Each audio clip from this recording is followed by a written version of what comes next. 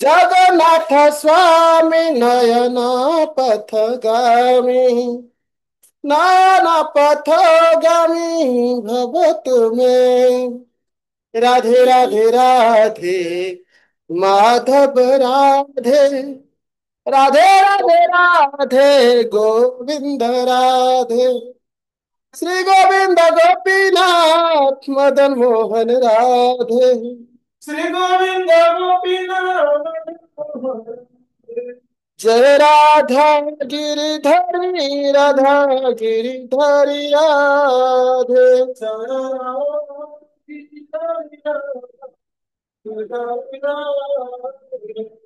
निताय निताय निताय गौर गौर निताय गौर जय गौर हरे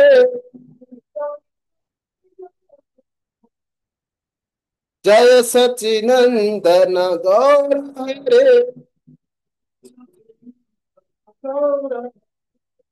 नवदीप चंद्र गौर हरे पतित पावन गौर हरे पतित पावन गौर हरे गौर गौर गौर हरे जय जय गुरुदेव गुरुदेव गुरुदेव गुरुदेव गुरुदेव जय जय प्रभुपाद प्रभुपाद प्रभुपाद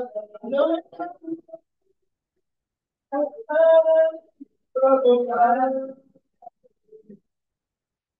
ज्ञानतिमिरान्धस्य ज्ञानाञ्जनशलाकया चक्षुरुन्मिलितं येन तस्मै श्रीगुरवे नमः। श्रीचैतन्यमनोभीष्टं स्थापितं येन भूतले स्वयं रूपः कदा मह्यं ददाति स्वपदान्तिकम्। वन्देऽहं श्रीगुरो श्रीयुतपदकमलं श्रीगुरोन् वैष्णवांश्च श्रीरूपं साग्रजातं सहगण रघुनाथान्वितं तं सजीवं साद्वैतं सावधूतं परिजनसहितं कृष्ण चैतन्य देवं श्री राधा कृष्ण पादान सहगण ललिता श्री विशाखारितांश्च। हे कृष्णा करुणा सिंधु दीन बंधु जगत पते गोपेश गोपिका कांत राधा कांत नमस्तुते। तप्त कांचन गौरांगी राधे वृंदावनेश्वरी वृषभानुसुते देवी प्रणमामि। हरि प्रिय वाञ्छाकल्पतरुभ्यश्च कृपा सिन्धुभ्य एव च पतितानां पावनेभ्यो नमो नमः।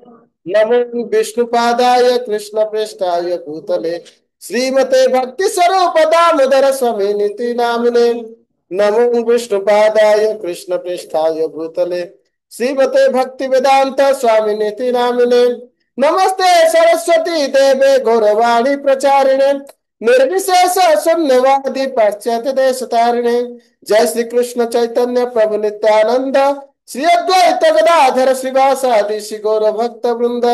हरे कृष्ण कृष्ण कृष्ण हरे हरे राम राम राम निराचल निवासाय नित्याय परमात्मने सुभद्राभ्यां जगन्नाथाय ते नमः। नमो विष्णुपादाय कृष्णप्रेष्ठाय भूतले श्रीमते भक्ति स्वरूप दामोदर स्वामी नीति नामिने। नमः सद्भक्तमनाय मणिपुरोद्भावय च प्रभुपाद लसद्वाणी प्रचार निरताय ते। जय गुरु श्रीपाद की जय, श्री प्रभुपाद की जय। जगन्नाथ बलदेव सुभद्रा महाराज भगवान की जय।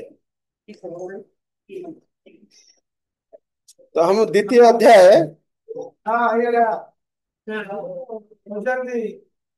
हिंदी में पूरा उड़िया।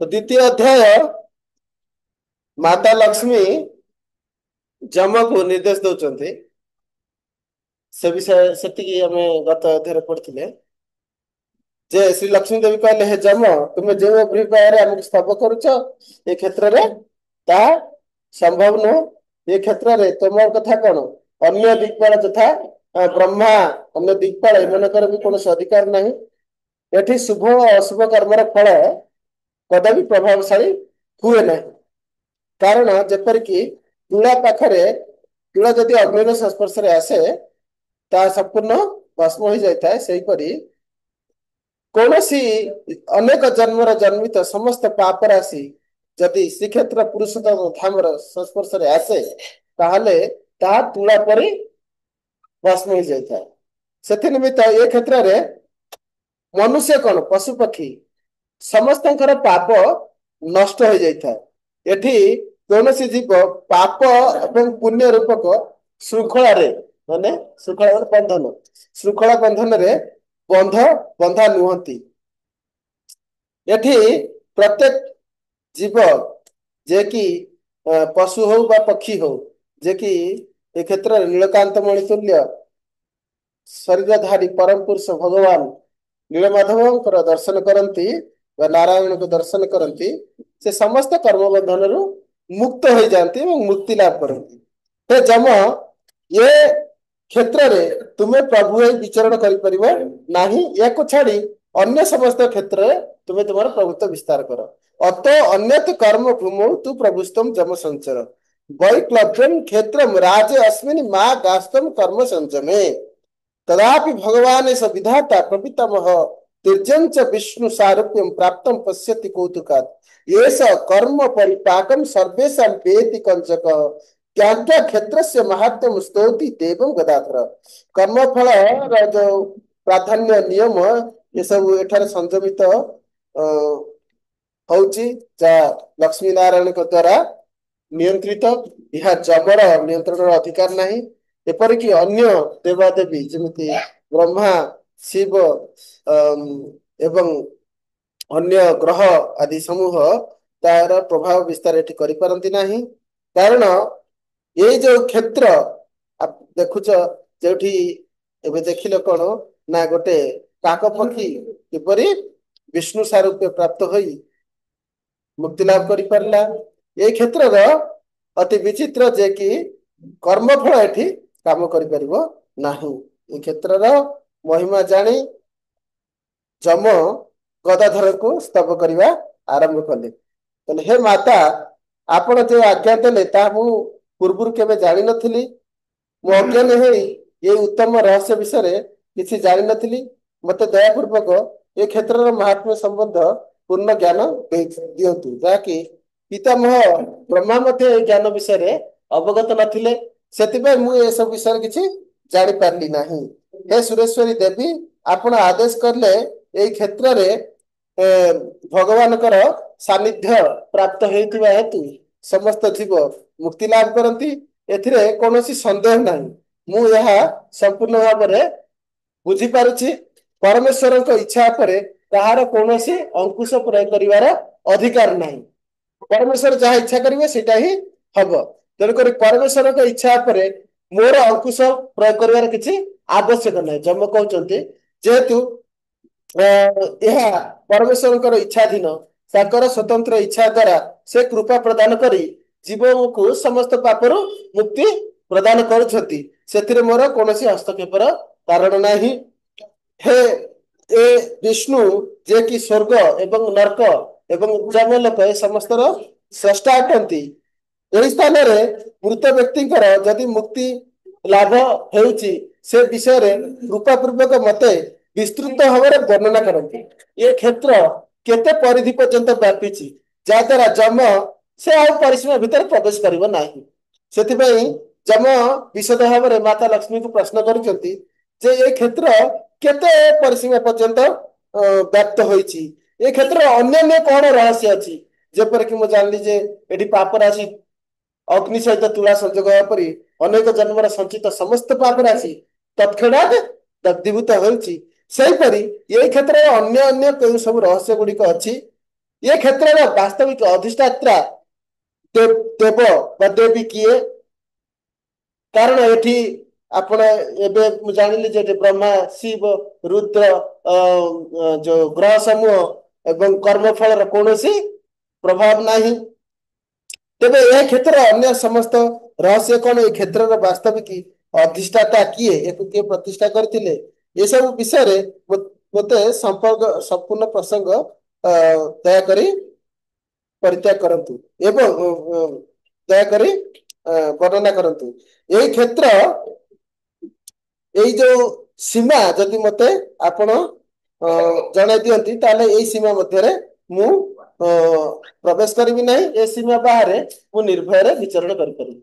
जम सबले विचरण करथांती जम एवं जमदूत मान देखते कार आयुष पुरला ताको नेबे तेणुकर ये क्षेत्र से ये क्षेत्र को छाड़ी अन्य सब क्षेत्र आटे विचरण करेंगे ये क्षेत्र विचरण करेंगे नहीं बोली पचार माता लक्ष्मी की मते ये क्षेत्र परिश्रम विषय कहतु से शोक हूँ अन्यत्र बंधत विष्णुरत्र मुख्यम ददाति जत ममापि निरायाणं च स्रष्टासौ त्रिविधस्य च मृतानामत्र मुक्तिश्चेदस्मात् वद सुविस्तरं क्षेत्रं संस्था प्रमाणं च तत्र स्थिति फलं भिजत तीर्थानि कानि सत्यंत्र किमन्यद्वा रहस्यकं किमधिष्ठातृकं क्षेत्रं तत्सर्वं कथयस्व मे सीमानं संपरित्यज्य निर्भयः संचरे यथा। एपरे जम माता लक्ष्मी को प्रार्थना कले एवं या पर आम तृतीय अध्याय को प्रवेश करवा।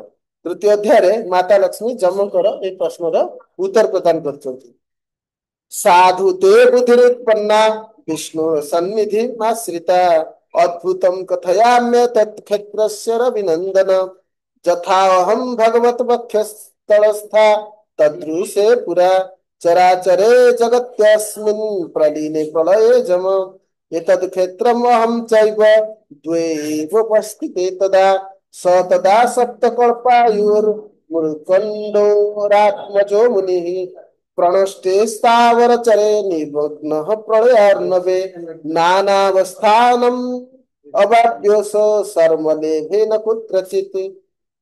माता लक्ष्मी कहते हे रविनंदन जम विष्णु का निकट में तुम्हारा यही जो उन्नत बुद्धि उत्पन्न होती है अत्यंत प्रशंसनीय।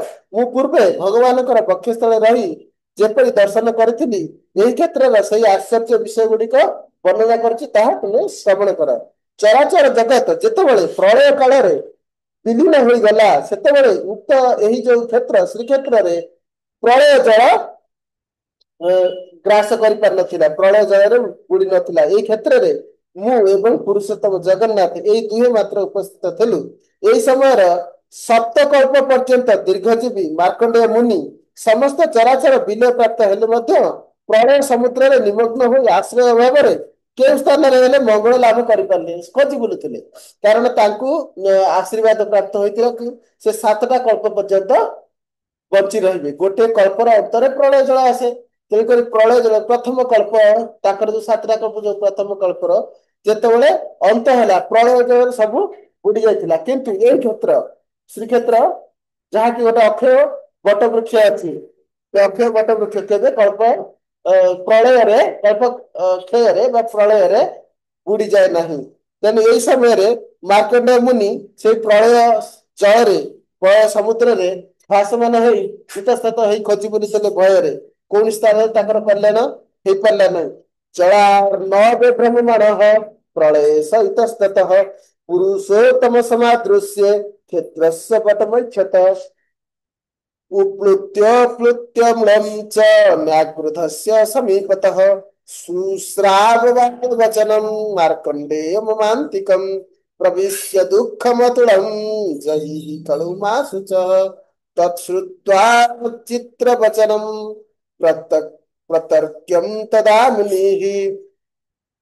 ऐसे एक प्रकार प्रलय जल रे इतस्तत होई बुलिबा परे किछि समय पर प्रलय जल रे बुली बुली परिशेष रे से पुरुषोत्तम क्षेत्र थिबा एई अक्षय कल्पवट वृक्ष जहाँ प्रलय जलर ऊपर दृश्यमान हेउथिला ताकू देखिले देखि एई वृक्ष मूल को पहरी पहरी आसिले किए आसिले मार्कंडेय मुनि एठी से देखिले एक बालक वचन एक बालक जे कि एक से बरगछर पत्र रे शयन करचंती निजर वृद्धा अंगुष्ठी को चुचुमुचंती से डाकिले हे मार्कंडेय मोर निकट को आस ये जो तुम्हें आत्यंतिक दुख भोग करुच से भय कर ना शोक कर ना मोर निकट को आस ये कथा किए श्रवण कले मार्कंडेय मुनि श्रवण कले एक बालक स्वर रे विस्मयं परमं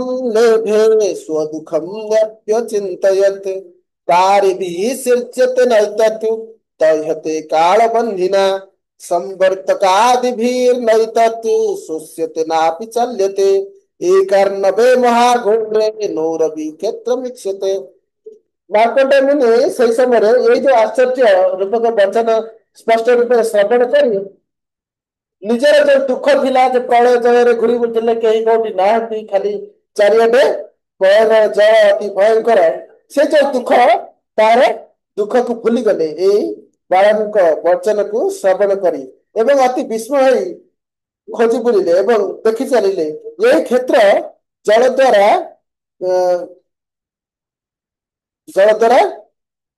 କି କାଳର ଅଗ୍ନିରେ ଦଗ୍ଧ ହୋଇନାହିଁ କି ସମ୍ବର୍ତ୍ତକ ଭଳି ଯୋଉ ମେଘ ଯାହାକି ପ୍ରଳୟ ସମୟରେ ଯେ ସମ୍ବର୍ତ୍ତକ ମେଘ ଆସେ ସବୁ କିଛି ନଷ୍ଟ କରେ ତା ଦ୍ୱାରା ମଧ୍ୟ ଶୁଷ୍କ ହେଇନାହିଁ କି ବିଚଳିତ ହେଇନାହିଁ ଯଦିଓ ମାର୍କଣ୍ଡେୟ ମୁନି ସର୍ବତ୍ର ଦେଖିଲେ ଯେ ପ୍ରତ୍ୟେକ ଜାଗା ସବୁ କିଛି ସ୍ଥାବର ଜଙ୍ଗମ ସବୁ କିଛି ଜଳ ଦ୍ୱାରା ଶୀର୍ଣ୍ଣ ଏବଂ କାଳ ରୂପକ ଅଗ୍ନିରେ ଦଗ୍ଧ ଏବଂ ସମ୍ବର୍ତ୍ତକ ପ୍ରତ୍ୟେକ ଜାଗାକୁ ଶୁଷ୍କ କରିଦେଇଛି କିନ୍ତୁ ଏ କ୍ଷେତ୍ରରେ ସେପରି କିଛି ହେଇନାହିଁ ଯଥା ପୂର୍ବ ତଥା ପର ମାନେ ପ୍ରଳୟ ପୂର୍ବରୁ ଯେପରି ଥିଲା ବର୍ତ୍ତମାନ ବି ସେହିପରି ସ୍ଥିତି ବଜାୟ ରହିଛି ଏହା ଦେଖି ଅତି ଆଶ୍ଚର୍ଯ୍ୟ ହେଲେ ମହା ଘୋର ଏ ଯୋଉ ପ୍ରଳୟ ଜଳ ଏଇ ଅର୍ଣ୍ଣବରେ ନାବତୁଲ୍ୟ ଏଇ କ୍ଷେତ୍ରଟି ଦୃଷ୍ଟି ହେଲେ ଯେମିତି ପ୍ରଳୟ ଜଳରେ ସବୁ କିଛି ବୁଡି ଯାଇଛି ଉପରକୁ ଗୋଟେ ନୌକା ଯେମିତି ଦେଖାଯାଏ ଅଥଳ ସମୁଦ୍ର ଭିତରେ ଯଦି ଗୋଟେ ନୌକା ଉପରକୁ ଦେଖାଯିବ ନା ସେମିତି ପୁରା ପ୍ରଳୟ ଜଳରେ ସବୁ ବୁଡି ଯାଇଛି କିନ୍ତୁ ଶ୍ରୀକ୍ଷେତ୍ର ପରେ ତାପରେ ଗୋଟେ ନୌକା ଭଳି ଦେଖାଯାଉଛି ତେଣୁକରି ଶ୍ରୀକ୍ଷେତ୍ରକୁ କୌଣସି ପ୍ରଳୟ ଜଳର ପ୍ରଭାବ ପଡିନାହିଁ एकानबे महाघोरे नौरवी क्षेत्र इच्छते एकानबे अर्थात प्रलय जय बुड़ी जाए सब अर्णव एक अर्णव अर्थात गोटे सागर भली सब प्रतीत सियाड़े केवल समुद्र कि समुद्र छड़ा किसी ना किंतु एत बड़ समुद्र केवल गोटे नौका रहा बेले देखा से नौकाटा कौन श्रीक्षेत्र परिधान सब बुड़ी जाए कि श्रीक्षेत्र परिधान सेमती उपरको रही कौटी प्रलय जल उपरे जत्रायं जूप सदृश न्याक्रोध स्तिष्ठते महान् जं गृहीता क्षेत्रमिदं न्याक्रोध ईशितुस्तनुः महाप्रलयदातेन शाखानस्य विकम्पते तस्याधस्तात् स हि मुनिः स्थित्वा चैतद् चिन्तयत् अर्थात यही जो प्रलय रे चुपकाष्ट सदृश महत वृक्ष एठी अवस्थित अछि जहाकु नै ए क्षेत्रटी विराजित बट वृक्ष से भगवान शरीर सदृश अटे ये जो बट वृक्ष भगवान शरीर सदृश अटे महाप्रलय वायु यार शाखा पर्यंत संचालित महाप्रलय वायु बहिला सेतेबेले ये अक्षय बटर गोटे डाल भी हलिला नहीं महाप्रलय वायु शाखा पर्यंत संचालित हो नहीं हे मुनिवर मार्कंडेय यही वृक्षर निम्न प्रदेश रही यही चिंता कले कि 91 अस्मिन् प्रलये नष्टे स्थावर जंगमे भूप्रदेश स्थिरतर कथम मेष विभाव्यते अत्रायं साखी प्रवरः कोमलः परिदृश्यते मार्कंडेया गच्छ मुहुरिति सप्रशयं वचः कुतो निराश्रयमिदं चिन्तयन्निति संप्लवन् शंख चक्र गदा पाणिं नारायणं अलोकयत् तदंक पद्मासनदां मां च वैवस्वतैक्षत दिवसो जलभ्यां तदा सुस्थो व्यवस्थितः हृष्टान्तरात्मसमुनिरागं साष्टाङ्गमानतः प्रसादनाय देवस्य स्तोत्रं मे तद्दुहारतु। ଏକାନବ ପରିଣାମରେ ସ୍ଥାବର ଜଙ୍ଗମ ସମସ୍ତ ନଷ୍ଟ ହୋଇଯାଇଛି। ତେବେ ଏହି ଭୂଭାଗ କିପରି ଭାବରେ ସ୍ଥିର ରହିଲା? ଏ ଆଶ୍ଚର୍ଯ୍ୟ ରୂପକରେ ଆଶ୍ଚର୍ଯ୍ୟ ଭାବରେ ମାର୍କଣ୍ଡେୟ ମୁନି ଏକଥା ଚିନ୍ତା କରୁଛନ୍ତି ଯେ ସବୁ କିଛି ଏକ ଅର୍ଣ୍ଣବ। ଏକାନବ ବୁଝିପାରିଲେ ତ? ଅର୍ଣ୍ଣ ମାନେ ଜଳ, ସମୁଦ୍ରର ଜଳ। ଏକ ମାନେ ଗୋଟିଏ। ଯୁଆଡେ ଦେଖିବ ସିଆଡେ ଖାଲି ଗୋଟିଏ ଜଳରାଶି ଦେଖାଯାଉଛି, କିଛି ଭୂମଣ୍ଡଳ ଆଉ ନାହିଁ। ତେଣୁ ଏକାନବ ଜଳ ଭିତରେ ଏଇ ଜାଗାଟା କେମିତି ନଷ୍ଟ ହେଲାନି, କେମିତି ଏହା ଆଶ୍ଚର୍ଯ୍ୟ ରୂପରେ ମାର୍କଣ୍ଡେୟ ମୁନି ଚିନ୍ତା କରୁଛନ୍ତି ଯେ ଏ କେମିତି ଅତି କୋମଳ ବୃକ୍ଷ କିଛି ଭାଙ୍ଗିନି, ଯେମିତି ଥିଲା ସୁସ୍ଥ ସବଳ ପଲ୍ଲବିତ ବୃକ୍ଷ କେମିତି ରହିଯାଇଛି। ଏବଂ ସେଇ ସମୟରେ ଭଗବାନ ବାଳଗୋପାଳ ଡାକୁଛନ୍ତି, ହେ ମାର୍କଣ୍ଡେୟ ଏଠାକୁ ଆସ। ଆଶ୍ରୟ ରହିତ ସପ୍ରଶୟ ବାକ୍ୟ କେଉଁଠାରୁ ଅଛି? କିଏ ଏହି କୋମଳ ବାକ୍ୟରେ, ସ୍ନେହ ବାକ୍ୟରେ ମତେ ଏଠାକୁ ଡାକୁଛନ୍ତି? এই କଥା ଚିନ୍ତା କରି ସେ ସେଇ ବାକ୍ୟ ଯେଉଁ ଦିଗରେ ଆସୁଥିଲା ସେ ଦିଗକୁ ଯିବାକୁ ଲାଗିଲେ। କିଏ? ମାର୍କଣ୍ଡେୟ ମୁନି। ଶଙ୍ଖଚକ୍ର ଗଦାପାଣି ନାରାୟଣ ଏବଂ ତାର କ୍ରୋଡ଼ ରୂପରେ ପଦ୍ମାସନରେ ଆସ୍ଥିତ ମାତା ଲକ୍ଷ୍ମୀ କୁ ଦର୍ଶନ କଲେ। କାହାକୁ ଦର୍ଶନ କଲେ? ଯେ ନାରାୟଣ, ଶଙ୍ଖଚକ୍ର ଗଦାପାଣି ନାରାୟଣ ଏବଂ ତାଙ୍କ କୋଡ଼ରେ ବସିଥିଲେ କିଏ? ପଦ୍ମାସନ ସ୍ଥିତ ମାତା ଲକ୍ଷ୍ମୀ। ଜଳ ଓ ବାୟୁର ବେଗରେ ବିବସାଙ୍ଗ ହୋଇ ମଧ୍ୟ ମାର୍କଣ୍ଡେୟ ସୁସ୍ଥ ଶରୀରରେ ହୃଷ୍ଟଚିତ ହୋଇ ଭଗବାନଙ୍କ ନିକଟରେ ସାଷ୍ଟାଙ୍ଗ ପ୍ରଣିପାତ ପୂର୍ବକ ଏବଂ ପ୍ରସନ୍ନତା ନିମିତ୍ତ ଭଗବାନଙ୍କର ସ୍ତବ କରିବାକୁ ଆରମ୍ଭ କଲେ। ମାର୍କଣ୍ଡେୟ ମୁନି ଏ ପ୍ରଳୟର ଯୋଉ ପ୍ରବଳ ଜଳ, ଯୋଉ ବେଗରେ ବାୟୁ ବହୁଛି, ଯୋଉ ବେଗରେ ଭୟଙ୍କର ଉତ୍ତାଳ ତରଙ୍ଗ ଦଉଛି, କିନ୍ତୁ ଭୟଙ୍କର, ତାଙ୍କୁ ଆଶୀର୍ବାଦ ପ୍ରାପ୍ତ ହେଉଛି, ତାଙ୍କର କିଛି ହେଲାନି। ଯେ ଭଗବାନଙ୍କ ପାଖକୁ ଆସିଲେ ସେତେବେଳେ ଖୁସି ହେଲେ, ସନ୍ତୁଷ୍ଟ ହେଲେ, ସୁସ୍ଥ ମନେ କଲେ ନିଜକୁ। ଯଦିଓ ତାଙ୍କର କୌଣସି ଅସୁସ୍ଥତା ହଉନାହିଁ, କିନ୍ତୁ ମାନସିକ ଗ୍ରସ୍ତ ହେଇଯାଉଥିଲେ। ଏତେ ଭୟଙ୍କର ପ୍ରଳୟ ଭିତରେ ସେ ବଞ୍ଚି ରହିଛନ୍ତି, ତାଙ୍କର କିଛି ହଉନି, କିନ୍ତୁ ସେ ମାନସିକରେ ଗ୍ରସ୍ତ ହେଇଯାଇଥିଲେ, ଅସୁସ୍ଥ ହେଇଯାଉଥିଲେ, ଡରି ଯାଇଥିଲେ, ଅତି ଭୟଙ୍କର ଭାବରେ ବିଚଳିତ ହେଇଯାଇଥିଲେ। ଯେତେବେଳେ ଭଗବାନଙ୍କ ପାଖକୁ ଆସିଲେ ସେ ସମସ୍ତ ବିଚଳିତ ନଷ୍ଟ ହେଲା, ସୁସ୍ଥ ହେଲେ ଏବଂ ଶାନ୍ତି ପୂର୍ବକ ଭଗବାନଙ୍କର ପ୍ରସନ୍ନତା ପାଇଁ ପ୍ରାର୍ଥନା କରିବାକୁ ଆରମ୍ଭ କଲେ। ମାର୍କଣ୍ଡେୟ ଉବାଚ त्वत्पाद पद्मानुसरानुसंगम रुद्रेन्द्र पद्मासन संपदाढ्यम त्वं भक्तिहीनं परितः प्रतप्तं दीनं परित्राहि कृपां बुधे मम। दिवसांग श्री मार्कंडेय सुस्थ भाव अवशिष्ट होई अत्यंत आनंद चित्तरे माता लक्ष्मी एवं नारायण को साष्टांग प्रणाम करी देवदेव प्रसन्नता यही स्तुति करने को आरंभ कले। एक किए कहते? माता लक्ष्मी कहते, क्या कहते? जम को कहते, जम कहते नारद यही प्रार्थना ना किए मार्कंडेय मुनि आंब को अर्थात लक्ष्मी नारायण को यही प्रार्थना कले।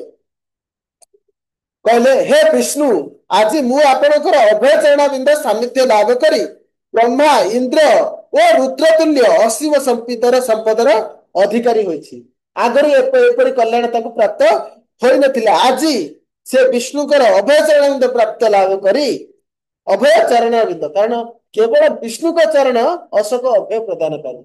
आम भावती से मोर दुख एवाड़े दूर हम से दूर हम, ये करदेवी से करदेवी, पैसा रोजगार करदेवी, टंका सुना घर बाड़ी, पुओ छुआ पिला या भीतर मु सुरक्षित रही मो चिंताधारा। किंतु समग्र 7टा कल्पर जीवन नहीं आज मार्कंडेय मुनि असुरक्षित। समय सबु बेले जदि हरिपाद पद्म निजक दूरे निए ताले समय आमको सब समय असुरक्षित परिचय देव। जदिओ किसी समय अहंकार वशत आम भाविया जे मु सुखी मु निर्भय, किंतु समय से जो आमर विचार को प्रतारित करिवो, आमर विचार प्रतिक्रिया करिवो। तेणुकरी काल रूप जे काल को जाने से ये नश्वर देहरे एवं नश्वर वस्तुरे ନଶ୍ୱର ଆନନ୍ଦ ପ୍ରତି କେବେ ଇଚ୍ଛା ପ୍ରକାଶ କରିବ ନାହିଁ। ତେଣୁକରି ହେ ଦୟାସାଗର, ଏଭଳି ଅବସ୍ଥାରେ ଏ ଯୋଉ ବିବିଧ ପ୍ରକାର ଯନ୍ତ୍ରଣା ମୁଁ ଭୋଗ କରିଅଛି, କେବଳ ଆପଣଙ୍କ ଭଜନ ହିଁ ମତେ ଏ ପ୍ରକାର ଯନ୍ତ୍ରଣାରୁ ରକ୍ଷା କରିପାରିବ। ଏ ଦୁଃଖ ସମୟରେ ମତେ ରକ୍ଷା କରନ୍ତୁ। ବ୍ରହ୍ମାଦିଭିର୍ଯତେ ପରିଚର୍ଯ୍ୟମାଣମ୍ ପଦାମ୍ବୁଜ ଦ୍ୱନ୍ଦ୍ୱମଚିନ୍ତ ଶକ୍ତି ସ୍ୱଃ ଶ୍ରେୟସ ପ୍ରାପ୍ତିନି ଦାନ ତତ୍ତ୍ୱମ୍ ଦୀନଂ ପରିତ୍ରାହି କୃପାମ୍ ବୁଧେ ମାମ୍। ଆପଣଙ୍କର ପାଦ ପଦ୍ମର ମହିମା ଅପାର ଓ ମୁକ୍ତି ଲାଭ ପାଇଁ ଏକମାତ୍ର ନିଦାନ। ଏଠି ମାର୍କଣ୍ଡେୟ ମୁନି ସ୍ୱୀକାର କଣ କରୁଛନ୍ତି ଯେ ଆପଣଙ୍କର ପାଦ ପଦ୍ମର ମହିମା ଯାହାକୁ ପ୍ରାପ୍ତ ହେଇ ନାହିଁ, ତାହାର ମୁକ୍ତିର କୌଣସି ସମ୍ଭାବନା ନାହିଁ।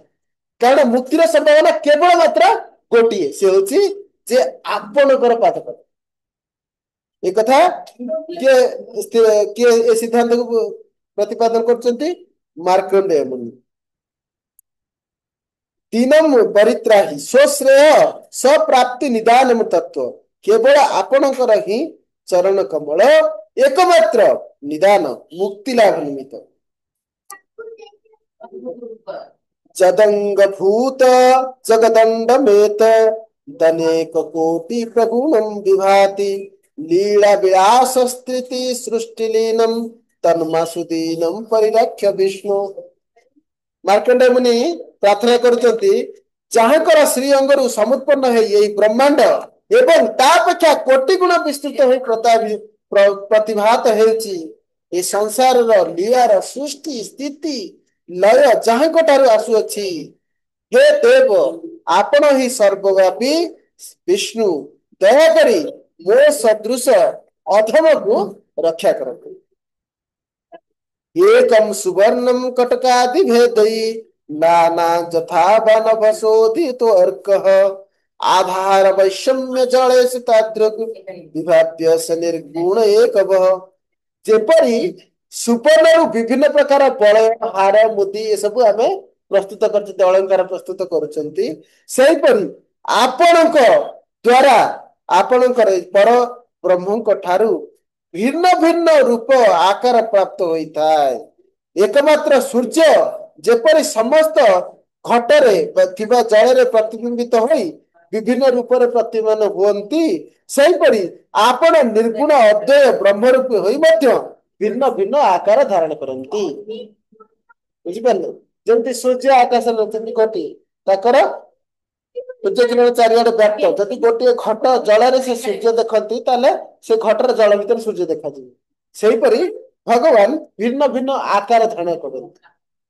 ଯେମିତି ଜଳ ଏକ ଜଳ ବିସ୍ତୃତ ଅଛି, ତାକୁ ଭିନ୍ନ ଭିନ୍ନ ପାତ୍ରରେ ରଖିବେ, ସେ ବିଭିନ୍ନ ଭିନ୍ନ ପାତ୍ରରେ ଆକାର ଧାରଣ କରିବ। ଏସବୁ ଉଦାହରଣ ଦିଆଯାଉଛି। ତା ମଧ୍ୟରେ କିପରି ଅଦ୍ୱୟ ବ୍ରହ୍ମରୁ ବି ବିଭିନ୍ନ ବିଭିନ୍ନ ଆକାର ଧାରଣ କରନ୍ତି। ଅଶେଷ ସମ୍ପୂର୍ଣ୍ଣ ରୁଚି ପ୍ରହୀଣୋ ପାଦାନ ସଂକଳ୍ପ ବିବର୍ଜିତ ଅପି ଦିନାନୁକମ୍ପାनुଗୁଣମ ବିଭର୍ଷି ଯୁଗେ ଯୁଗେ ଦେହମ ଅପାର ଶକ୍ତି। ହେ ଅନନ୍ତ ଶକ୍ତିଶାଳୀ ଭଗବାନ, ଆପଣ କୌଣସି ପ୍ରକାର ରୁଚିର ତ୍ୟାଗ ବା ଉପାଦାନ ରୂପକ ବାସନା ସଂକଳ୍ପ ନଥିଲେ ମଧ୍ୟ, ମାନେ ଭଗବାନଙ୍କର କୌଣସି ସ୍ୱତନ୍ତ୍ର ରୁଚି ନାହିଁ। ଆମର ଗୋଟେ ରୁଚି ଅଛି ଯେ ଆମେ ଏଇଟା ଦରକାର ସେଇଟା ଦରକାର, ଭଗବାନଙ୍କର ସେମିତି କୌଣସି ପ୍ରକାର ବ୍ୟକ୍ତିଗତ ରୁଚି ନଥିଲେ ମଧ୍ୟ, ତାଙ୍କର କୌଣସି ପ୍ରକାର ବାସନା ନଥିଲେ ମଧ୍ୟ ବା କୌଣସି ପ୍ରକାର ସଂକଳ୍ପ ନଥିଲେ ମଧ୍ୟ, କେବଳ ଆମ ଭଳି ଦିନ ଜନ ମାନଙ୍କୁ ଦୟା କରିବା ପାଇଁ ଯୁଗେ ଯୁଗେ ଆପଣ ଶରୀର ଧାରଣ କରୁଛନ୍ତି। ଭଗବାନ ବିଭିନ୍ନ ବିଭିନ୍ନ ଅବତାର ଧାରଣ କରନ୍ତି ଆମକୁ ଭକ୍ତିର ସୁଯୋଗ ପ୍ରଦାନ କରିବା ପାଇଁ, ଆମକୁ ରକ୍ଷା କରିବା ପାଇଁ, ଆମର ପରିତ୍ରାଣ କରିବା ପାଇଁ। त्वत् पाद पद्मं जगदीश पूर्व मसेव्यतान आत्मधियया मया जत तत्कर्मणा दारुपाक भाजम दीनम परित्राहि कृपम भृदेमाम। हे जगदीश, ହୁଏତ ପୂର୍ବରୁ ଆତ୍ମଜ୍ଞାନ ଦ୍ୱାରା ଆପଣଙ୍କ ପାଦ ପଦ୍ମର ମୁଁ କେବେ ବି ସେବା କରିନାହିଁ। କାରଣ ମାର୍କଣ୍ଡେୟ ମୁନି କାହାର ଭକ୍ତ? ଶିବଙ୍କର ଭକ୍ତ। ସେ ସବୁବେଳେ ଶିବ ପୂଜା କରୁଥିଲେ। ସେହି କାରଣରୁ ମୋର ଆଜି ଏଇ ଦାରୁଣ ଦୁର୍ବିପାକ ହେଇଛି। ଅର୍ଥାତ ମୁଁ ଯଦି ଆପଣଙ୍କର ପୂର୍ବରୁ ସେବା କରିଥାନ୍ତି, ଭକ୍ତି କରିଥାନ୍ତି, ତାହେଲେ ମୁଁ ଆଜି ମୁକ୍ତି ପାଇପାରିଥାନ୍ତି, କିନ୍ତୁ ଆପଣଙ୍କର ସେ ସେବା ମୁଁ ନ କରିଥିବାରୁ ଆଜି ଦାରୁଣ ଦୁର୍ବିପାକରେ ପଡିଛି। ହେ କୃପାନିଧି, ଦୟାକରି ଏ ଅଧମକୁ ପରିତ୍ରାଣ କରନ୍ତୁ। କିଏ କହୁଛନ୍ତି? ମାର୍କଣ୍ଡେୟ। ଅଶେଷ ଲୋକ ସ୍ଥିତି ସୃଷ୍ଟି ଲୀନ ବିଳାସି ଯତେ ତ୍ରିଗୁଣମ ବିଭାତି ବପୁର ମହାତ୍ମନ ମହଦାଦି ହେତୁ ହେତୁର ନମସ୍ତେ ପ୍ରକୃତେ ପରସ୍ୟ। ହେ ମହାତ୍ମନ, ଆପଣ ତ୍ରିଗୁଣମୟ ଶରୀରର ନିଖିଳ ଜଗତର ସୃଷ୍ଟିକର୍ତ୍ତା। ଆପଣ ସ୍ଥିତି ଏବଂ ଲୟକାରୀ, ପ୍ରଳୟକାରୀ, ମହତ ଆଦି ଚତୁର୍ବିଶ ତତ୍ଵର ଆପଣ ହିଁ ଆରମ୍ଭ। ଆପଣଙ୍କ ଠାରୁ ମହତ ଆଦି ଚତୁର୍ବିଶ ତତ୍ଵ ଆସିଛି। ସେଦିନ କହିଥିଲି ନା ଚତୁର୍ବିଶ ତତ୍ଵ କଣ? ଅତି ସହଜରେ ମନେ ରଖିବେ। ପଞ୍ଚଭୂତ, ପଞ୍ଚ ତନ୍ମାତ୍ର, ପଞ୍ଚ ଜ୍ଞାନେନ୍ଦ୍ରିୟ, ପଞ୍ଚ କର୍ମେନ୍ଦ୍ରିୟ ହେଲା 20। ମନ, ବୁଦ୍ଧି, ଅହଙ୍କାର ହେଲା କେତେ? 23। ତାପରେ ଚେତନା, କଣ୍ଟାମିନେଟେଡ କନସିୟସନେସ ହେଇଗଲା 24। ସତ୍ୟ ରଜ ତମର ମିଶ୍ରଣରେ ଆମେ ଯୋଉ ଚେତନା ଧାରଣ କରୁଛନ୍ତି ହେଲା କଳୁଷିତ ଚେତନା। ସେ ଚେତନାରେ ଆମେ କୃଷ୍ଣ ଅତିରିକ୍ତ ଅନ୍ୟ ବସ୍ତୁରେ ଆନନ୍ଦ ଖୋଜି ବୁଲୁଛୁ। କୃଷ୍ଣ ପ୍ରେମରେ ଆନନ୍ଦ ଖୋଜିବା ଦରକାର, ଆମେ ଅଲଗା ଜାଗାରେ କଣ୍ଟାମିନେଟେଡ କନସିୟସନେସ। ତ ଏ ହେଲା 24 ତତ୍ଵ। ଶୁଦ୍ଧ ଚେତନାରେ ଆପଣ ସବୁବେଳେ ଜାଣିବେ ଯେ ମୁଁ କୃଷ୍ଣଙ୍କର ଅଂଶ, କୃଷ୍ଣଙ୍କର ସେବକ। କୃଷ୍ଣ ହେଲେ ସେବ୍ୟ, ମୁଁ ତାଙ୍କର ସେବକ। ଏ ହଉଛି ସତ୍ୟ ପରିଚୟ। ଆଇଡେଣ୍ଟିଟି କ୍ରାଇସିସ୍ ହଉଛି contaminated consciousness. Identity, reality of identity ହଉଛି ନିଜର ଆତ୍ମ ପରିଚୟ। ତାକୁ ଆତ୍ମ ସାକ୍ଷାତକାର ବା ଆତ୍ମଜ୍ଞାନ। ଆତ୍ମଜ୍ଞାନ ଅଭାବରୁ ଜୀବ ମହତ ତତ୍ଵର ଆଶ୍ରୟ ନେଇ ସୁଖ ଭୋଗର ପ୍ରୟାସ କରୁଛି, ଭୌତିକ ଜଗତ, ଏବଂ ଭକ୍ତି ପ୍ରତି ଆସକ୍ତ ହେଇପାରୁନି। ଯେଦିନ ଭକ୍ତି ପ୍ରତି ଆସକ୍ତ ହେବ, ଏଇ ପଞ୍ଚଭୂତ, ଏଇ ଯୋଉ ଚତୁର୍ବିଶ ତତ୍ଵରୁ ନିଜକୁ ଉଦ୍ଧାର କରି ନିଜର ବାସ୍ତବ ପରିଚୟରେ ସବୁବେଳେ କୃଷ୍ଣଙ୍କର ସେବା ଉନ୍ନତି ହେବ ଏବଂ କୃଷ୍ଣ ସେବାରତ ହେଇ ଭକ୍ତି ସୁଖ ଲାଭ କରିବ। ସେ ହେତୁ ଆପଣ ପ୍ରକୃତିର ଅତୀତ, ସର୍ବ କାରଣର କାରଣ, ଆପଣ ପରମାତ୍ମା। ଆପଣଙ୍କୁ ମୋର ନମସ୍କାର। ସର୍ବତ୍ର ଗତ୍ୱା ବୃହତ୍ ପ୍ରମେୟଂ ପ୍ରବର୍ତ୍ତମାନଂ ତ୍ୱୟି ଗୃହୀତଂ ତଦ୍ ବ୍ରହ୍ମ ରୂପଂ ପରିଣାମ ହେତୁଂ ସ୍ୱାଧ୍ୟାତ୍ମ ବିଶ୍ୱାତ୍ମକମାଶ୍ରୟାମି। ଆପଣଙ୍କ ଠାରେ ଯେଉଁ ସର୍ବବ୍ୟାପୀ ଅନନ୍ତ ଅପ୍ରମେୟ ବର୍ଦ୍ଧମାନ ରୂପକ ବ୍ରହ୍ମ ବିଦ୍ୟମାନ, ଜଗତ ପ୍ରପଞ୍ଚର ହେତୁ ଭୂତ ବିଶ୍ୱରୂପୀ ଆପଣଙ୍କର ସେହି ଆଧ୍ୟାତ୍ମିକ ସ୍ୱରୂପକୁ ମୁଁ ଆଶ୍ରୟ ଗ୍ରହଣ କରୁଛି। ସେ ମାର୍କଣ୍ଡ ବୋଲି କରୁଛନ୍ତି ଯେ ଆପଣ ସର୍ବବ୍ୟାପୀ, ଅନନ୍ତ, ଅପ୍ରମେୟ ଏବଂ ବର୍ଦ୍ଧମାନ। ଆପଣ ହେଉଛନ୍ତି ସେଇ ବ୍ରହ୍ମ ରୂପେ ବିଦ୍ୟମାନ, ଯେ କି ଜଗତର ପ୍ରପଞ୍ଚର ହେତୁ। ଜଗତରେ ଯାହା କିଛି ଦେଖୁଛନ୍ତି ସୃଷ୍ଟି ବିଭିନ୍ନ ବିଭିନ୍ନ ପ୍ରକାର ବ୍ୟବସ୍ଥା ସବୁ ହେଇଛି, ଏ ସବୁଥିର କାରଣ ହଉଛନ୍ତି ବିଶ୍ୱରୂପୀ ପରମାତ୍ମା ଭଗବାନ, ଏବଂ ସେ ହଉଛନ୍ତି ଆପଣ ପରମାତ୍ମା ଜଗନ୍ନାଥ। ଏ କାର୍ଣ୍ଣବେ ମହାଘୋରେ ନାବସ୍ତାତୁଂ ପ୍ରଦେଶ ଭୂଃ ଅସ୍ତି ଲକ୍ଷ୍ମୀପତେ ମେଘ ବାରିତ ବାତ ପ୍ରକମ୍ପନାତ୍।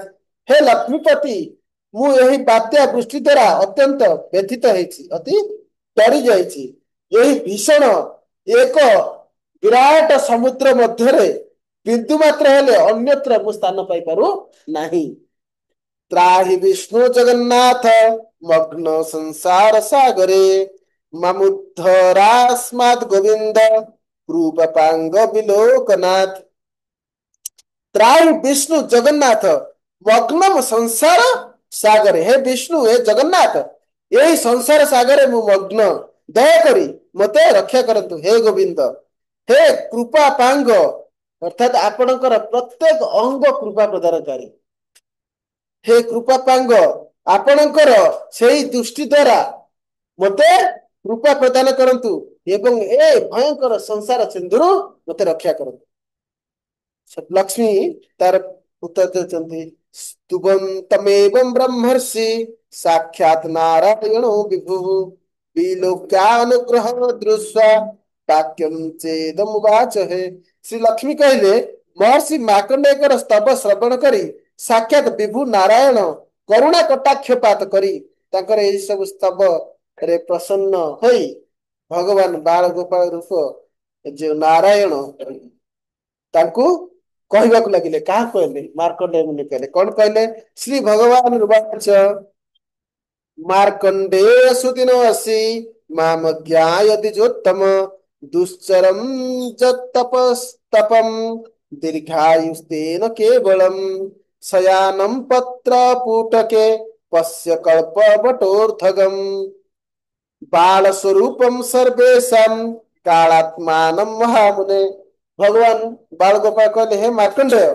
तुमे पूर्व काल मते जानी न पारि दुखित थिल किंतु दुश्चर तप करिथिबा कारण केवल दीर्घ आयु लाभ करिछ मात्र भगवान कहते तुमे पूर्व काल मते जानी नथिल मोर आराधना कर नथिल सेई कारण पई आज ए प्रलय जल रे तुमे पतित होई दुखित होइछ किंतु तुमे पूर्वरु अति दुश्चर माने अन्य माने करि पाई नथिबा अति कष्टकर तपस्या तुमे आचरण କରିଥିଲ ସେଇ କାରଣରୁ କେବଳ 7 କଳ୍ପ ରୂପକ ଦୀର୍ଘ ମାତ୍ର ପ୍ରାପ୍ତ ହେଲା କିନ୍ତୁ ମୁକ୍ତି ପ୍ରାପ୍ତ ହେଇ ପାରିଲ ନାହିଁ ଯୋଉଥିପାଇଁ ତୁମେ ଏ ପ୍ରଳୟ ଜଳରେ କଷ୍ଟକୁ ସ୍ୱୀକାର କରିବାକୁ ତମକୁ ପଡିଲା ଭୟଭୀତ ହେବାକୁ ପଡିଲା କିଏ କହୁଛନ୍ତି ଭଗବାନ କହୁଛନ୍ତି କାହା କହୁଛନ୍ତି ମାର୍କଣ୍ଡେୟ ମୁନି କହୁଛନ୍ତି ଏହି କଳ୍ପବଟର ଉର୍ଦ୍ଧ୍ୱ ଦେଶରେ ଯେଉଁ ପତ୍ର ରହିଛି ଅର୍ଥାତ୍ ସେଇ ବିରାଟ ଅକ୍ଷୟ ବଟର ଯୋଉ ପତ୍ର ସବୁ ରହିଛି ବରପତ୍ର ସବୁ ରହିଛି ସେଇ ବରପତ୍ର ଊର୍ଦ୍ଧ୍ୱରେ ସବୁଠାରୁ ଉପରେ ଯୋଉ ଗୋଟେ ବରପତ୍ର ରହିଛି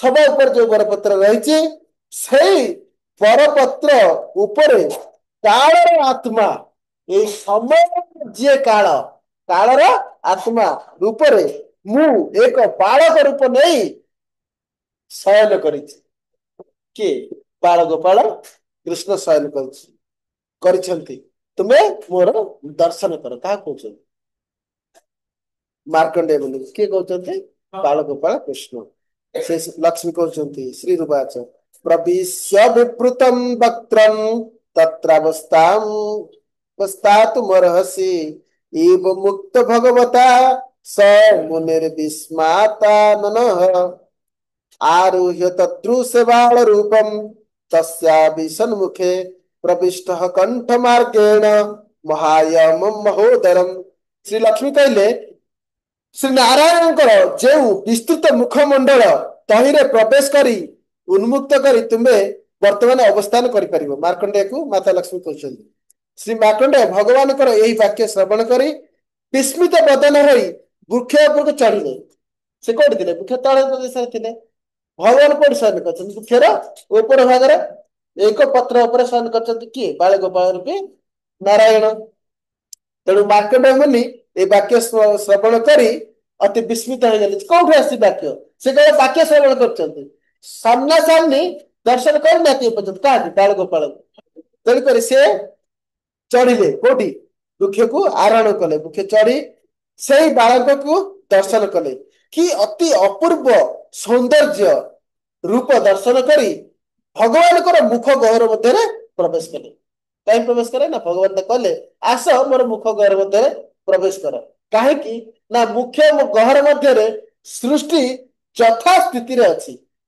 एभूत अच्छी ना सृष्टि यथा स्थिति ना जमी रहा बर्तमान यही परिस्थिति तुम टे बात्या बन्या आसला डर कि घर भर कबाड़ तक देख से ना कबाट अच्छी ना तंटा अच्छी ना लाइट अच्छी ना फैन अच्छी ना एसी अच्छी ना कौन अच्छी किसी ना डायरेक्ट ओपन रे सब किसी सहते कि मार्कंडेय मुनि प्रलय तेणु भगवान कहते ठीक अच्छे मो मुख मध्य सृष्टि संपूर्ण स्थिर अच्छे से प्रवेश कर तमें शांत हम से प्रवेश कले किए प्रवेश कले कंठ मार्ग दे मार्कंडेय मुनि प्रवेश कले कहाटी ना बाल गोपाल मुख मध्य प्रवेश कर कौन देखिले तत्रा असौ तदृश विप्र भुवनानि चतुर्दश ब्रह्मा दिक्पाल सुरान् सिद्ध गंधर्व राक्षसन ऋषिन् दिव्य ऋषिंश्चैव भूतलं सागरांकितं नाना तीर्थैर्नदीभिश्च पर्वतैः काननैस्तथा लक्षितं पतनपुरग्राम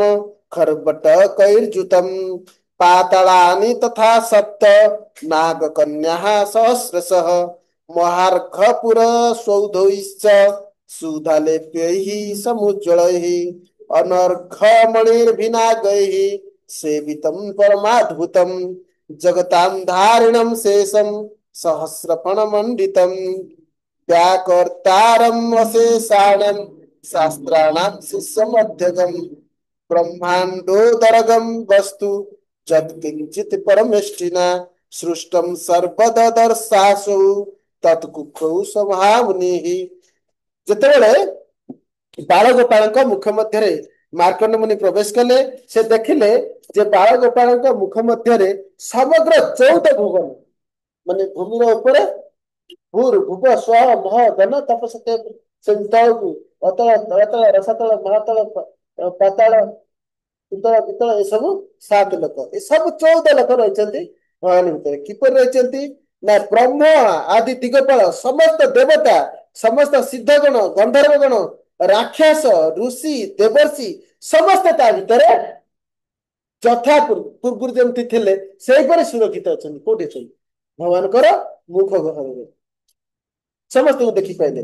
ଏବଂ ତା ସହ ବିଭିନ୍ନ ପ୍ରକାର ତୀର୍ଥ, ନଦୀ, ପର୍ବତ, କାନନ, ନଗର, ପୁର, ଗ୍ରାମ, ଖର୍ବଟକ, ନଦୀ କୂଳ ଏବଂ ସବୁ କିଛି ବାଣିଜ୍ୟ ବ୍ୟବସାୟ କରୁଥିବା ନାଗରିକ ସମସ୍ତେ ଯେମିତି ଥିଲେ ସେମିତି ସୁରକ୍ଷିତ ଅଛନ୍ତି। ଯୁକ୍ତ ଯୁକ୍ତ ସହସାଗର ପୃଥିବୀକୁ, ସାଗର ସହ ପୃଥିବୀକୁ ମଧ୍ୟ ଦର୍ଶନ କଲେ ଏବଂ 7ଟି ପାତାଳ, ସହସ୍ର ସହସ୍ର ନାଗକନ୍ୟା, ସୁଧାଲେପ ଦ୍ୱାରା ଦୀପ୍ତି ବିଶିଷ୍ଟ ପୁରସ୍ଥିତ ମହାମୂଲ୍ୟ ସୌଧ, ରାଜସଦନ ମାନେ ବିଭିନ୍ନ ରାଜପ୍ରସାଦ, ବିଭିନ୍ନ ଘର ଦ୍ୱାର, ବିଭିନ୍ନ ପ୍ରକାର ଯାହା ଯେମିତି ଥିଲା ସବୁ ବହୁମୂଲ୍ୟ ମଣି, ଏ ସବୁ ଗୁଡିକ ସେହିପରି ସୁରକ୍ଷିତ ଅଛି। ଏବଂ ନାଗ ଫଣା ଦ୍ୱାରା ବହୁମୂଲ୍ୟ ମଣି ଗୁଡିକ ମଧ୍ୟ ନାଗମାନଙ୍କ ଦ୍ୱାରା ସୁରକ୍ଷିତ ହେଇ ତାଙ୍କ ଶୀର୍ଷରେ ନାଗ ଫଣାରେ ସୁରକ୍ଷିତ ଅଛି। ଏବଂ ଶ୍ରୀ ଅନନ୍ତ ଦେବ ଯେ କି ଶିଷ୍ୟ ମାନଙ୍କ ମଧ୍ୟରେ ଅଶେଷ ଶାସ୍ତ୍ରର ବ୍ୟାଖ୍ୟାକର୍ତ୍ତା, ବ୍ରହ୍ମାଣ୍ଡ ମଧ୍ୟରେ ସେ ସମସ୍ତ ବସ୍ତୁ ବ୍ରହ୍ମା ସୃଷ୍ଟି କରିଛନ୍ତି। ସେ ସମସ୍ତେ ସେଇ ବାଳକର ମୁଖୀ ମଧ୍ୟରେ ସେଇ ମହାମୁନି ମାର୍କଣ୍ଡେୟ ଦର୍ଶନ କଲେ ଯେ ଅନନ୍ତ ଦେବ ରହିଛନ୍ତି, ଯେ କି ସମସ୍ତ ସୃଷ୍ଟିରେ ଶାସ୍ତ୍ରର ବକ୍ତା। ତାଙ୍କର 1000 ମୁଖରେ ସହସ୍ରପଣାରେ ସେ ସହସ୍ର ମୁଖରେ ସେ ସବୁ ସମୟରେ ଭଗବାନଙ୍କ ଲୀଳା ବର୍ଣ୍ଣନା କରନ୍ତି ଭକ୍ତ ମାନଙ୍କୁ। ଏହିପରି ବ୍ରହ୍ମା ମଧ୍ୟ ସେଠି ଅଛନ୍ତି ଏବଂ ସେ ସବୁ ସେଇ ବାଳକର ମୁଖ ମଧ୍ୟରେ ମାର୍କଣ୍ଡେୟ ମୁନି ଦର୍ଶନ କଲେ। नापश्यतं तं तत्कुक्षौ भ्रममाण इतस्ततः ततो विनिष्क्रम्य पुनर्दर्दुषे च मया सह पूर्वमालिखितं यद् यदास्ति तं पुरुषोत्तमं विस्मय उत्फुल्लनयनः प्रणिपत्योदमुक्तवान्। ମାର୍କଣ୍ଡେୟ ମୁନି ସେଇ ବାଳକଙ୍କର ଉଦରରେ ଇତସ୍ତତ ଭ୍ରମଣ କରି ମଧ୍ୟ ତାହାର ଅନ୍ତ ପାଇପାରିଲାନି। କୋଉଠୁ ଆରମ୍ଭ କୋଉଠୁ ଶେଷ ସେ ପାଇପାରିଲେନି ଏ ବାଳକଙ୍କ ମୁଖ ମଧ୍ୟରେ। ଏବଂ ସବୁକିଛି ପୁନର୍ବାର ସେ କୁଖ ମଧ୍ୟରେ ନିର୍ଗତ ହୋଇ ଥରେ ବାହାରି ହେଲେ, ଥରେ ପୁଣି ମୁହଁରୁ ବାହାରି ହେଲେ, ଦେଖିଲେ କି କିଛି ଅନ୍ତ ପାଇଲେନି, ପୁଣି ଥରେ ପ୍ରବେଶ କଲେ, ପୁଣି ଥରେ ପ୍ରବେଶ କରି ଦେଖିଲେ ମଧ୍ୟ ଯେମିତି ଥିଲା ସେମିତି। ଏହିପରି ଭାବରେ ବିସ୍ଫାରିତ ନୟନରେ ଭଗବାନଙ୍କୁ ପ୍ରଣାମ କରେ ବାହାରି ଆସି। କିଏ? ମାର୍କଣ୍ଡେୟ ମୁନି। ମାର୍କଣ୍ଡେୟ ମୁନି କହୁଛନ୍ତି ଭଗବନ୍ ଦେବ ଦେବସ୍ୟ କିମଦ୍ଭୁତମ୍ ଇଦଂ ପ୍ରଭୁ ମହାପ୍ରଳୟ ସଂରୋଧେ ସୃଷ୍ଟିରତ୍ର ବିଭାବ୍ୟତେ ତନ୍ମାୟା ଦୁରବଚ୍ଛେଦ୍ୟ କଥମ୍ ବିଜ୍ଞାୟତେ ମହା। ମାର୍କଣ୍ଡେୟ ମୁନି କହିଲେ, ହେ ଦେବ ଦେବେଶ, ଏହା କି ଆଶ୍ଚର୍ଯ୍ୟ! ମହାପ୍ରଳୟ କାଳରେ ବି ଏଇ ସୃଷ୍ଟି ଆପଣଙ୍କର କୁକ୍ଷି ପ୍ରଦେଶରେ ଅର୍ଥାତ ଉଦର ମଧ୍ୟରେ ମୁଖର ଗହର ମଧ୍ୟ ଦେଇ ଦେଖିଲେ ଯେ କୁକ୍ଷି ପ୍ରଦେଶରେ ସମ୍ପୂର୍ଣ୍ଣ ସ୍ଥିର ଭାବରେ ଅବସ୍ଥାନ କରିଛି। ଅତଏବ ଆପଣଙ୍କର ମାୟା ଦୁଶ୍ଚେଦ୍ୟ, ଆପଣଙ୍କର ମାୟାକୁ ଜାଣିବା ମୋ ଦ୍ୱାରା ସମ୍ଭବ ନୁହଁ। ମୁଁ କି ପ୍ରକାର ଏସବୁ ଜାଣିପାରିବି? ଶ୍ରୀ ଭଗବାନ ବାଚ ଭଗବାନ କହୁଛନ୍ତି ମୁନେ କ୍ଷେତ୍ରମିଦଂ ଚିତ୍ରಂ ଶାଶ୍ୱତଂ ମେ ବିଭାବୟ न सृष्टि प्रलय मात्र विद्यते न च संस्कृति। भगवान कहले, हे मार्कंडेय मुनि, मोर आश्चर्यजनक क्षेत्र सर्वदा विराजित, यह नित्य, यह सर्वदा स्थिर, एटी सृष्टि प्रलय एवं संस्कृति नहीं। सदैक रूपम पुरस्तम आख्यम मुक्ति प्रदम मामिह संप्रबुद्ध अत्र प्रविष्ट न पुनः प्रयाति गर्भस्थितिं सांद्र सुख स्वरूप। ନିରନ୍ତର ଏକ ରୂପୀ ଶ୍ରୀ ପୁରୁଷୋତ୍ତମ ନାମକ ମୁଁ ଏଠି ମୁକ୍ତିଦାତା ବୋଲି ଜାଣି ଯେଉଁ ବ୍ୟକ୍ତି ଏଠି ପ୍ରବେଶ ହୁଏ, ସେ କଥା ମୁଁ ପୂର୍ବରୁ କହୁଥିଲି ନା ଯେ ପୁରୁଷୋତ୍ତମ କ୍ଷେତ୍ରରେ ମହାତ୍ମା ଜାଣି ପ୍ରବେଶ କରିବାରେ ପୂର୍ଣ୍ଣ ଫଳ ପ୍ରାପ୍ତ ହୁଏ। ନ ଜାଣି ପ୍ରବେଶ କଲେ ମଧ୍ୟ ପୂର୍ଣ୍ଣ ପ୍ରାପ୍ତ ହବ, କିନ୍ତୁ ଜାଣି ପ୍ରବେଶ କଲେ ପୂର୍ଣ୍ଣ ଫଳ ପ୍ରାପ୍ତ ହବ।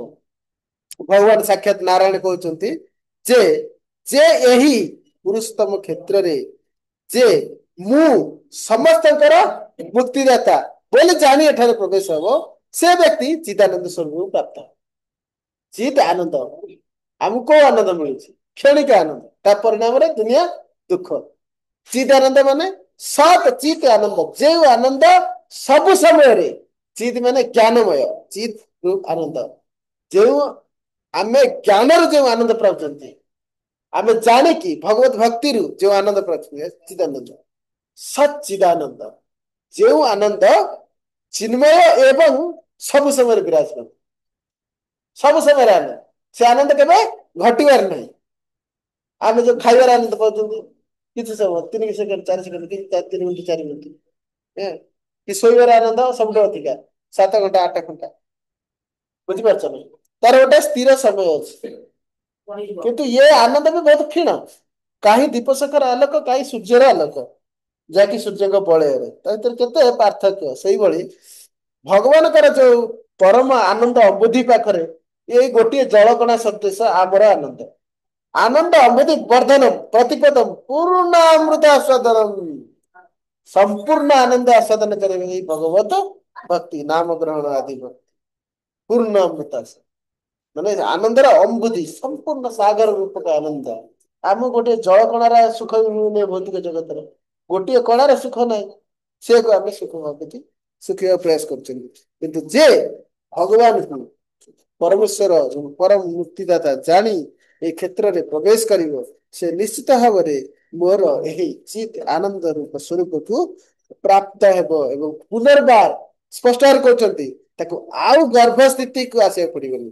ଗର୍ଭସ୍ଥିତଂ ସାନ୍ଦ୍ର ସୁଖ ସ୍ୱରୂପମ୍ ଅତ୍ର ପ୍ରବିଷ୍ଟ, ଏ କ୍ଷେତ୍ରକୁ ପ୍ରବିଷ୍ଟ କଲେ ନ ପୁନଃ ପ୍ରୟାତି ଗର୍ଭସ୍ଥିତି, ଆଉ ଥରେ ତାକୁ ଗର୍ଭରେ ପ୍ରବେଶ କରିବାକୁ ପଡିବ ନାହିଁ, ମାତୃ ଗର୍ଭରେ ପ୍ରବେଶ କରିବାକୁ ପଡିବ ନାହିଁ, ଏଥର ଆଉ ଥରେ ଜନ୍ମ ନବ ନାହିଁ। କଣ ପାଇବ? ସାନ୍ଦ୍ର ସୁଖ ସ୍ୱରୂପମ୍, ଚିଦାନନ୍ଦ ସୁଖ, ସଚ୍ଚିଦାନନ୍ଦ ସୁଖ, ଯାହା ଭଗବାନଙ୍କର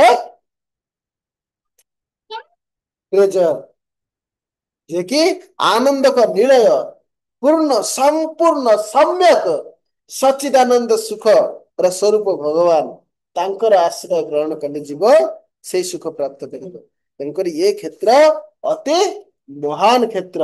ଭଗବାନଙ୍କର ମହାତ୍ମ୍ୟ ଜାଣି ସାଧୁ ମୁଖରୁ ଶ୍ରବଣ କରି, ବିଶେଷତଃ ସାଧୁ ମାନଙ୍କ ସହିତ ଯାଆନ୍ତୁ, ବିଧି ନିଷେଧ ମାନନ୍ତୁ, ନିୟମ ପାଳନ କରି, ସାଧୁ ସଙ୍ଗ କରି, କଥା ଶ୍ରବଣ କରି, ଯଥା ପୂର୍ବକ ଭଗବାନଙ୍କର ପୂର୍ଣ୍ଣ ମହାତ୍ମ୍ୟ ଜାଣି ବିଶ୍ୱାସ ପୂର୍ବକ ଜଗନ୍ନାଥଙ୍କ କ୍ଷେତ୍ରକୁ ଯାଆନ୍ତୁ, ଜଗନ୍ନାଥ ଦର୍ଶନ କରନ୍ତୁ, ରୋହିଣୀ କୁଣ୍ଡ ଜଳ ସିଞ୍ଚନ୍ତୁ, ସମୁଦ୍ରରେ ସ୍ନାନ କରନ୍ତୁ, କ୍ଷେତ୍ରରେ ବାସ କରନ୍ତୁ, ଭଗବାନଙ୍କର ସେବା କରନ୍ତୁ, ନିଶ୍ଚିତ ଭାବରେ ଆପଣ ପରମ ଆନନ୍ଦକୁ ଶ୍ରୀକ୍ଷେତ୍ରରେ ପ୍ରାପ୍ତ ହେବା ସହ ଏ ଶରୀର ତ୍ୟାଗ ପରେ ଆଉ ମାତୃଗର୍ଭକୁ ଫେରିବେ।